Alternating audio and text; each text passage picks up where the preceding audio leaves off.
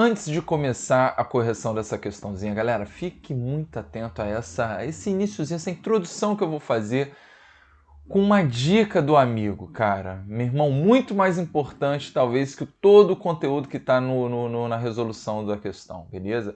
Por quê, galera? Meu irmão, quem me conhece sabe que eu sou professor de cursinho. Esse canal ele foi criado para você passar no vestibular. Ok? Ele não foi criado para te dar informações do além, te dar curiosidades, coisas que vai cair na faculdade, porque, meu irmão, tu já vai sofrer demais na faculdade, por exemplo, com esse assunto aqui que é bioquímica, beleza? E outra, muita gente que está assistindo esse vídeo, filho, vai fazer relações internacionais, vai fazer direito, vai pegar ciclo de Krebs, vai dar-lhe a bica, nunca mais vai querer ver essa porcaria na vida. Então, galera, pensem comigo, tá? Pensem comigo. Para que você vai estudar algo que não cai em prova? Ciclo de Krebs, eu sei que você já deve ter tido um professor que desenhou o ciclo de Krebs todinho no quadro, né, lá no teu cursinho, e aí todo mundo fala, nossa, meu professor, ele é brabo demais, ele sabe, né, o ciclo de Krebs, espetáculo, filho. Serviu para absolutamente porcaria alguma. Botem isso na cabeça, cara. Vocês precisam ser o mais objetivos possível dentro do concurso que vocês vão fazer, ok? Eu estou conhecendo as provas agora, né? Estou lidando aí, por exemplo, com vocês aí de Tocantins e tudo mais. E, cara, não há evidência alguma que vocês precisem saber do ciclo de Krebs, beleza? Então estudem o que é essencial para a aprovação de vocês, tá? Nada, né, mais específico do que a essência do ciclo de Krebs é necessário para que você se dê bem nessa questão, por exemplo. Ok? Então, galera, vocês já têm matemática, física, química, geografia, história, conteúdo para chuchu que tem que estar nessa mente de vocês lá na hora da prova. E o cara, ele te dá um conteúdo que não cai em prova, ok, meu irmão? Não tem, assim, argumento algum que justifique, né, essa loucura, beleza? Então, estudem o que cai, né? Sejam o mais objetivos possíveis. Vejam como que realmente os assuntos caem nas provas que vocês irão fazer e aí sim é sucesso total. Beleza? Então vamos com tudo, depois desse texto lindo, maravilhoso, que pô, não precisei de muito tempo que eu falo isso toda a santa aula, maravilha? Mas fica aí a dica para vocês, meus amigos. Vamos com tudo, segue a vinheta.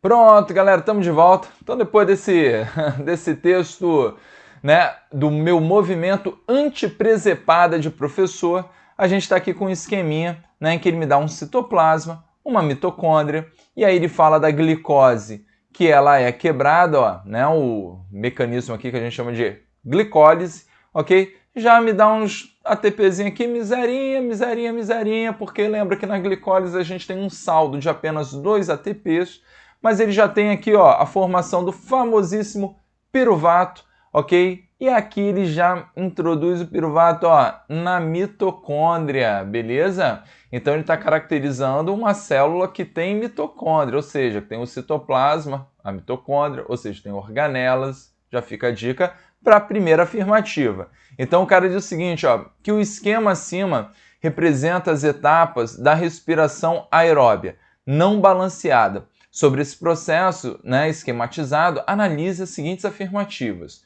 1. A representação do esquema é válido para células procarióticas e eucarióticas. Opa, calma aí, porque até onde eu sei, procariontes não têm organelas. O que vale muito a pena, né, é relacionar essa afirmativa que a gente já viu que está errada, porque ele tem um citoplasma e mitocôndria, então ele está dizendo que tem organelas, não é isso? É que a mitocôndria, ela tem qual origem? Aí sim, fi. Você pode relacionar sim, né, a mitocôndria à famosa teoria endossimbiótica. Isso cai muito nos vestibulares. Eu vou deixar essa questãozinha aqui, ó, no card do Enem para vocês, para a gente falar não só da mitocôndria quanto do cloroplasto, que tem tudo, mas assim, tem maior cara de procarionte, tem DNA próprio, tem ribossomo próprio, ribossomo 70S, do tamanho do ribossomo dos procariontes, beleza? Né? Tem duas membranas, uma mais externa, uma mais interna, né? A mais interna, maior cara de membrana plasmática, ok? Então, galera, teoria endossimbiótica é importantíssimo, tá? Para você saber que tanto o cloroplasto quanto a mitocôndria provavelmente foram o quê? Né? Procariontes, a célula eucarionte olhou, curtiu a ideia, falou, ó, esse cara tem um saldinho de ATP maior do que o normal, né? O cloroplasto, pô, me ajuda a fixar CO2, bacana, vamos trazer para a célula eucarionte. Né? No caso da célula vegetal, que tem os dois, né? Mitocôndria e cloroplasto, e no caso das células animais, que só tem quem? A mitocôndria. Beleza? Tranquilo? O clássico aí, fazer diferenciação de célula animal e célula vegetal. Beleza? Bom, aí na segunda, já partindo para a ideia, né, da produção, né, de energia aqui da respiração, ele fala que a glicólise é uma etapa anaeróbia do processo de degradação da glicose. Opa, curti, hein? Lembra que, meu irmão, a glicólise que acontece na nossa célula, beleza? É a mesma glicólise que acontece, né, lá na fermentação que rola nas leveduras, ok? Lá nas bactérias do leite, né, os lactobacilos, ok? Inclusive na nossa musculatura, que também rola, né, a fermentação lática, beleza? Então, galera, fermentação é um processo anaeróbio, ok? Então, a gente quando fala principalmente, né, da questão do cianeto, porque é uma questão clássica, ó. Quem quer um vídeo bacana sobre inibidores e desacopladores, assistam esse vídeo agora aqui, tá? Muito bom, muito legal, que é um tema, assim, né, que caiu, inclusive, no Enem aí, 2019, beleza? Então, galera, quando você fala da inibição da cadeia respiratória, principalmente com a presença do cianeto, ok? Lembra que a gente fala na interrupção da produção de ATP, não é isso? E a glicólise, ela poderia estar, assim, ó, seguindo o fluxo da vida. O problema é que com 2 ATPzinhos, a gente não consegue ficar de pé, né? A gente tem uma demanda energética muito grande para cada célula. Por isso, a gente precisa que elas estejam lá, ó, né, produzindo seu ATPzinho para manter ali a fisiologia, né, celular bacanérrima, né, rolando solto. E se parar, se parar, babou. Então a gente tem essa necessidade. Então, por mais que, né, você interrompa o ciclo de Krebs, né, e a cadeia respiratória, a glicólise teoricamente poderia, né, continuar seguindo. O grande lance é que realmente é uma quantidade de ATP insuficiente para a manutenção da vida. Beleza? Então a 2 ela está correta. Beleza? Ela está correta. Né? E, cara, né, fiquem por dentro aí de fermentação, principalmente alcoólica e lática, que são assuntos bem clássicos dos vestibulares. Bom, 3. O gás carbônico é substrato inicial do ciclo de Krebs. Cara, o nosso esqueminha aqui, ó, né, ele já nos diz que CO2 não é substrato, porra. Basta perceber que o CO2, ele é produto, ok, do metabolismo aqui. Beleza? E vale a pena destacar que a nossa glicose, ela tem 6H12O6, ok? E cada carboninho aqui acaba formando o que? Né? CO2. Então, a gente tem no total 6 CO2 liberados para cada molécula de glicose. Beleza? Então, essa relação de liberação de CO2 é uma relação muito importante para o entendimento bem simplificado da questão da perda ou do ganho de peso, ou até mesmo da manutenção, certo? Se eu estou, meu irmão, botando muita raça de glicose para dentro, ou seja, estou comendo muito, mas o meu único esporte é troca de série, né, da Netflix, beleza? Né, filhão? Teoricamente você vai o quê? Acumular, né, energia no teu corpício, beleza? Seja na forma lá de glicogênio, que é a forma que a gente tem uma quantidade pequena, ou na forma de lipídio, que é a nossa principal reserva de energia. Beleza? Tranquilo? Agora, se você está na dietinha, se você está seguindo aí, né, o que a Nutri manda, beleza? Você está ingerindo a quantidade, né, equilibrada de rango, beleza? E você está fazendo ali uma atividade física, né, frequente e tudo mais, a quantidade de CO2 que está, né, bem balanceada com o que você come, a tendência é o quê? É manter o peso. E se a dieta for mais rígida, ok, estou precisando perder peso, Vitão, né, você vai comer menos e vai, né, fazer mais exercícios físicos para liberar mais CO2. Então o metabolismo, né? Quando você vai lá na Nutri, no doutor, fala, doutor, tô precisando perder peso e tudo mais, ou ele manda você, né, trabalhar para isso, né? Ele vai falar, ó, faça exercícios aeróbios, não é isso? Que libere mais CO2, ok? Do que você põe para dentro, filho. Tá comendo demais, então segura as pontas, né? Vai perder peso, tranquilo? Então essa é a ideia. Então a relação que a gente tem, né, com a perda de peso, não é à toa, quando você faz um exercício aeróbico, sua frequência respiratória não aumenta. Sinal que você está liberando, está jogando mais CO2 para fora do teu corpício. Beleza? Tranquilo? Então, A3 está errado porque não é substrato, né, filho? É produto. Ok? Nessa brincadeira, olha, eu tenho batido muito nessa tecla aí nas questões da UFT, cara. Né? Se liga que você já teria tirado aqui a AA, show? E você já teria tirado, né, A3 e, cara, com a 2 aqui você já teria matado a questão. Aí, tá? Então, assim, a UFT eu tenho dito bastante, cara. Ela tem ajudado assim, muita coisa nas alternativas, tá? Nas combinações. Então, com essa ideia razoável, você já mataria. Né? Ou simplesmente, ó, com a 4, vamos ver a 4. O saldo em ATP é positivo apenas na etapa da cadeia respiratória. Não, lembra que na glicólise, né, você já tem um saldo de 2 ATPs, tá? Porque na verdade você utiliza 2 e produz 4. Beleza? É saldo é saldo, filho. Eu sei que é uma miserinha, são só 2 ATPs, né? Muitos organismos vivem somente com esses 2 ATPs, conseguem levar a vida de boa, ok? Mas a ideia é que você tem, além da cadeia respiratória, também outros mecanismos aqui. Então, realmente ficou a 2 e a 5 que a gente vai analisar agora de forma um pouquinho mais precisa. Beleza? Então, galera, o oxigênio é o aceptor final dos hidrogênios na cadeia respiratória. Bom, galera, lembrem, ó, vou fazer a membrana interna da nossa mitocôndria aqui, bonitona. E lembra que a membrana interna, né, é como se eu estivesse pegando isso aqui, ó. Deixa eu botar aqui para localizar quem não ainda estudou esse conteúdo, ó. Lembra que a nossa queridíssima mitocôndria, ela se organiza, ó. Membrana externa, ok? E a membrana interna que né, faz as invaginaçõezinhas e dão origem às cristas, ok? Então aqui é uma crista mitocondrial, beleza? E lembra que onde rola o ciclo de Krebs, que é na substância que preenche a mitocôndria, a gente chama de matriz, beleza? Então a parte interna tá aqui, ó, a matriz. E aí vem aquele papo do ciclo de Krebs, aquela história toda que eu coloquei no enunciado para vocês. Eu falei, galera, olha só, a essência, vocês precisam saber a essência do ciclo de Krebs. Qual é a essência do ciclo de Krebs? É produzir uma cacetada de NADH.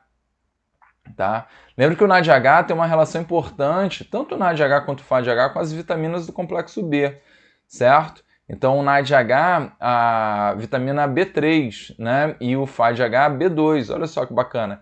Então, ao invés de ficar decorando tudo loucamente de cara, pensa sempre assim, ó, pô, vitaminas B3, B2, B1, B2, B3 tem a ver com metabolismo, show.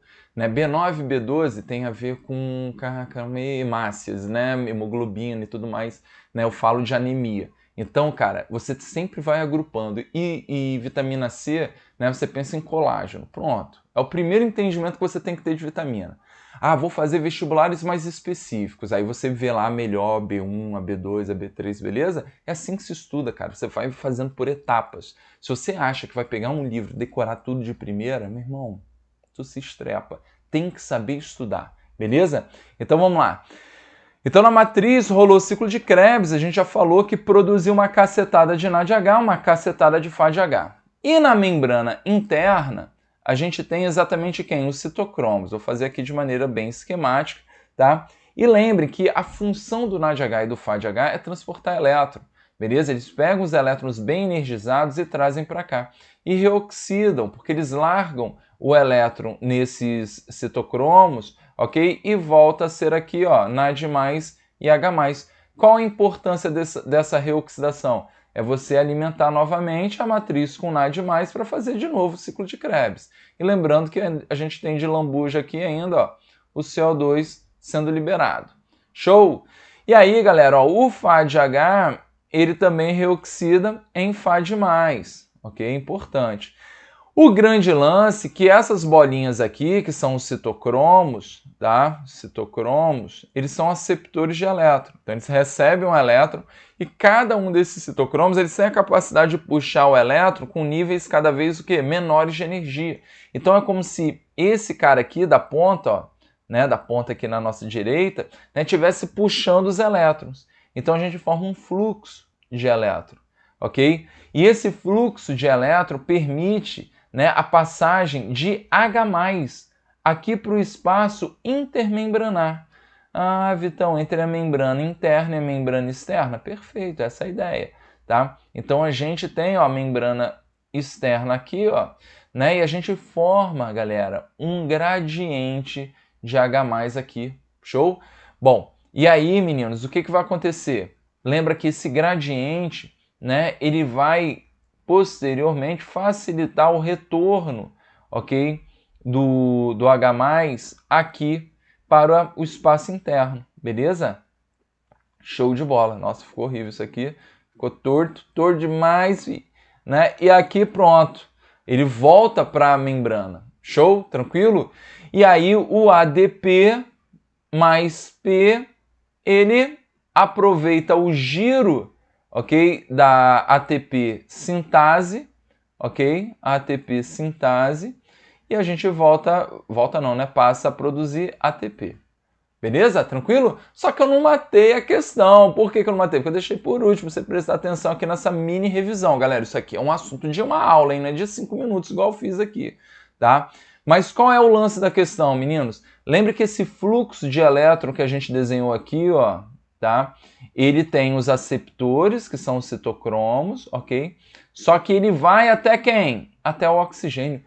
Tem que ter oxigênio, beleza? Por isso as questões relacionadas a monóxido de carbono, que se liga à hemoglobina, impedem a chegada do O2 aqui na mitocôndria. Beleza? Esse que é o grande pepino, né, que o monóxido de carbono ele causa. Aqui no Rio de Janeiro, a gente tem muitos prédios antigos.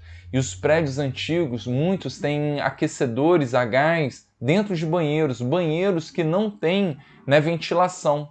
Tá? Então, infelizmente, cara, é bem frequente, tá? Morrem pessoas, porque dá algum problema no aquecedor, tá? E o aquecedor ele acaba liberando monóxido de carbono, que é produto da combustão incompleta, né? Do gás, ok? E aí, cara, libera para dentro do banheiro monóxido de carbono.